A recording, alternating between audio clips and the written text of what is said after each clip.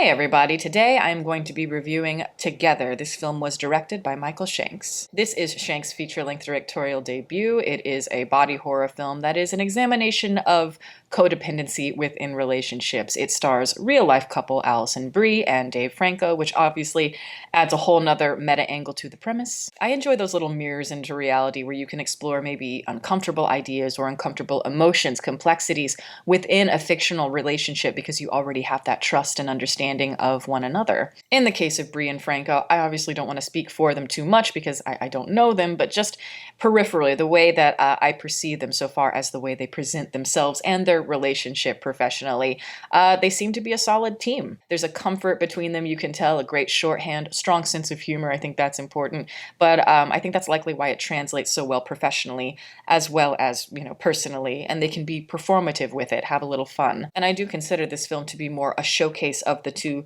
top names, the two performers, more than I do a showcase for any great writing or body horror or anything like that.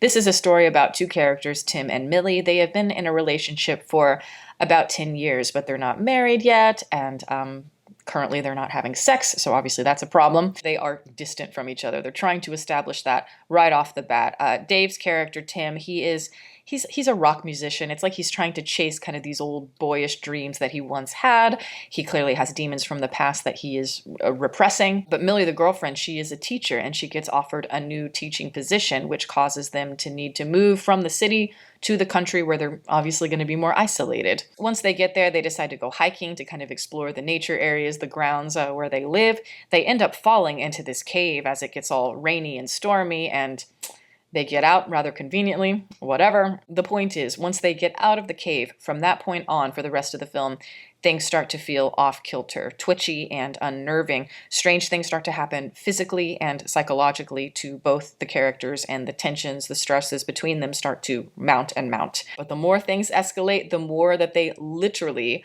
start to merge together. Hence the body horror angle. As I said at the beginning, it's a gimmick. It is a metaphor where the more you try to force the romance between you when it is not working, the more it becomes difficult to sever the ties. Pun intended, I guess. But yeah, I think this movie is fine. It's serviceable. It's a good afternoon at the movies, a good evening at the movies if you want. I think it's hesitant from a visual standpoint, from a narrative standpoint. It's like you can see the talent on display and behind the scenes. I just don't think it's committed stylistically, creatively, and the binding is flimsy. And thus the emotions within the romance don't ramp up to the point that you want them to. I'd say more in the climax of the movie. For me, the strongest element of this whole movie is Dave Franco, his performance. I think he is fantastic in this. I always thought he was interesting as a performer. Clearly he has a sense of humor, range, but he proves himself here. I think this is probably one of his best performances. He goes for it. He pushes, he sweats, he grimaces through the entire film. Great facial expressions. And you believe him all the way through, and you care about him. What I love about him is that slightly disheveled, but that boyish charm he has. There is a sadness hovering above him that he's not facing. He doesn't quite have it together. And then Allison, I think, is a great contrast to him, a balance, because she seems like a more measured presence. Sometimes couples in real life, the chemistry does not translate to the screen, but in this case, I think they're lucky. It absolutely does here. And I will give it to the director. Like I said before, I think he is having fun, and I think he really wants to push the intensity of the premise as much as he can. He enjoys a good disturbing image, that's for sure, and some of them in here are quite well done. I think he's going for a little bit of the substance mixed with a little bit of Hereditary and Barbarian, maybe. Some of the visual effects are very strong in this. That's another highlight for me. I love the image of, it's like when they're actually merging, the hands and the bones kind of undulating. There's a moment where it's like you can see the skin or the hand moving under the skin like it's material, and there's like a shoulder blade, and obviously you've got to go over that. A lot of those details are so gnarly and well done. Even if there is an element of fun here on a surface level, the film lacks teeth. It's like we're kind of gumming a lot of the elements here. I don't think it has the fortitude to push into truly violent and dark territory. And while there is creativity in the imagery, the narrative itself feels more like it's propped up by recycled formulas that we've seen done better.